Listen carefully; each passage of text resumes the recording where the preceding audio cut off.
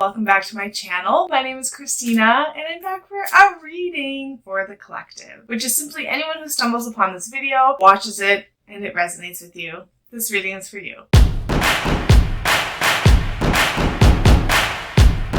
So I just came across a new deck. If you've been here at all in the last 4 years or more, you would have known that I used to do readings with different decks, and it's been quite a while since I've done a reading, but I came across one that kind of called to me on Facebook Marketplace, and I was like, let me get that deck and let me do some readings. So yeah, this is just for whoever finds it and it resonates with you. This is for you. The deck is called Animal Spirits Knowledge Cards. It says paintings by Susan Seddon Bollet. Yeah, otherwise it's nice to be back and just flex my communication and just kind of practice being here and sharing some points and how I can support the points that I see. So yeah, let's get into it. I'm just going to shuffle these up.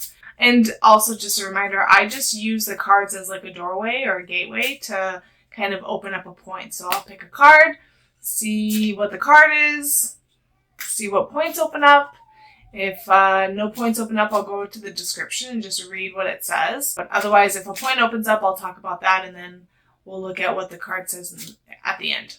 Here is our card. Oh, okay, it's the Swan. Okay, so on the back, it has some description. But actually, I don't want to look at that because part of the fun is to see what I can tune into in terms of what is here as the card and just see then after how it correlates to what is written. So I'll just not look at that right now and I'll just look at the card and see what it says here. This is very beautiful. This is like the ugly duckling turning into a beautiful swan. You know, it's really cool that there's a figure here because it's like that point of, you know, it's like the ugly duckling grew up not knowing who it was, or why it was the way it was, or why it felt the way it did. And can anyone else relate to this? Not realizing, like, give it time, give it space. You are not defined, first of all, you're not defined by how you look. And second of all, give yourself some time to grow up. Give yourself some time to learn. Give yourself some time to come into the full-bodied being that you are. So I can definitely relate to this in terms of feeling like I feel more at home in my body now. I feel more like myself now. I feel like I'm more living for me now than I ever have before. And to me, that's really what the swan represents, is that point of like coming into yourself fully as the full expression of who you are in this moment. And yeah, I like that it's actually in relation to the head too, because it's almost like that point of aligning the mind and our, like, what goes on inside of our mind. It's like purifying that to the point where we can actually, it's like in line with who we really are, you know? So I don't know about you, but I grew up and lived a life where my mind was very busy and my mind was very just full of things that were not supportive of me. And that's programming that we have from genetics and environment and how we were raised. And I walked a long process to purify myself and my mind. And so it's like the swan is also that point of like purifying the mind so that it is representative of who you really are in your true nature. So if you have thoughts and if you have ideas about yourself or beliefs about yourself that don't paint you in the picture of who you really are, in terms of if your thoughts don't align to the truth that you were born an innocent being. Okay, so take a baby, a brand new baby. What is the expression that you see in that baby? What is that baby? That baby is perfect. That baby is perfect. There is nothing wrong with this baby. It is innocent. It is pure. It is perfect. That's who we are. That's our true nature. That is who we are. Born, innocent, beautiful, perfect creations, period. Anything that doesn't align or is equal to that is not representative of who we really are. So if your thoughts say anything about yourself that isn't reflective of, I'm an innocent, pure, perfect expression of life, then it's not in alignment with who you really are. So that also to me is what this card represents, of like getting our mind in alignment with what's true in our hearts and is true of our being. You know, it's like lining it all up. And look, it's like the mind and the body, the mind and the heart. You know, it's like the same point. So this is very cool.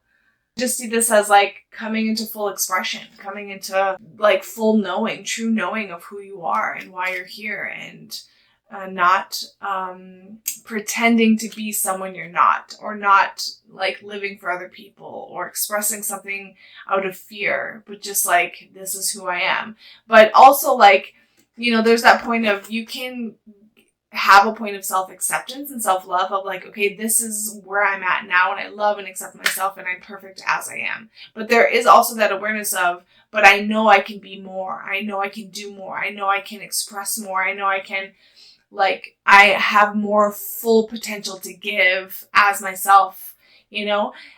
So it's like also that knowing, like, yes, you're perfect as you are, but also your perfect utmost expression, you know, as the being that you truly are. Like, imagine if a baby was born into this world and was given the utmost environment and support to be the greatest potential of it. Like, what would that expression, what would that child look like? What would that child grow into? What would that expression look like? How would that being express? How would it communicate? How would it move itself? This is a good point too for me of like finding more grace. Swans, they're graceful. They're like very, like, there's like this point of like perfection and like smooth, like precise, like there's a preciseness to them, you know? Like, I just imagine a swan on the water that's like absolutely still, and you can't see any movement except for this thing is just floating on water, like walking on water. And just like their necks, and there's just like this grace to them. Like, I think of that Robin White, I think her name is that actress. I find her to be so graceful, the way she holds her body, and like her neck is so long like a swan, and just like very, I really appreciate that expression, and I can see how I could live that more. And it's in alignment with my own process at the moment, where I'm walking to be a little bit more like tapping into my femininity, and what does it mean? Like, and this is a perfect card for me at the moment, and to kind of start this process too, because this process of readings and recording is also in alignment with that process that I'm walking. So, side note, I am walking this with you as these points open up. Yeah, that's what I see here. Is like that feminine, graceful, precise, like just streamline, stability and flow and ease and just that grace, you know? So that's what I see for this card.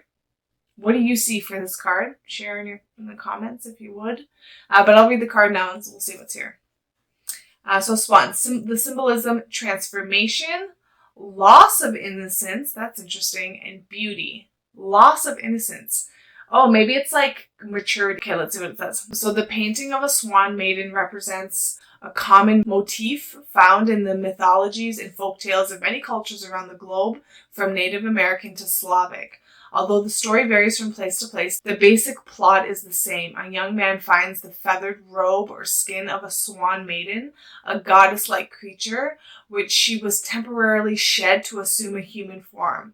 Although the youth attempts to hide the feathers from the maiden, which allows him to possess her, the swan finds its feathers, assumes its animal form, and leaves the youth. The lost swan thus symbolizes the departure of youthful innocence and the passage to maturity. In some versions of the story, the swan dies. In Greek mythology, the swan song is the beautiful song sung by the swan just before death. You know, it's like you are born into this world and you forget who you are because you're taught to be less than who you are, and you're taught to diminish, and you're taught to stay in line, and you're taught to shut up, and you're taught to not take up space, and you're taught to be the nice girl, especially women, especially the feminine. It's like, don't fucking like be loud.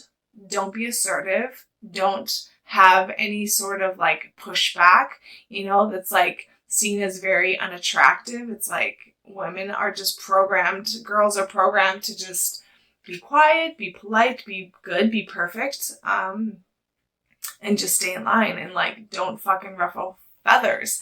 And I don't know about you, but I can definitely see where the feminine is kind of starting to, ruffle some feathers within herself and within the collective. And it's very cool to see actually the awakening of the feminine. And so I really like this card. I think this is very cool. But yeah, it's that point of like maybe not even knowing how much you had lived according to someone else's definitions of who you are, who you're supposed to be. And then realizing, oh, right, this is my life. I get to make up my own rules. I get to decide what's here for me and how I live and how I express and how I move my body and how I interact with the world and who I interact with. And there's no right or wrong. I get to decide. And yeah, so it's a very cool point. So yeah, share with me what you see here. And yeah, see you in the comments and see you next time.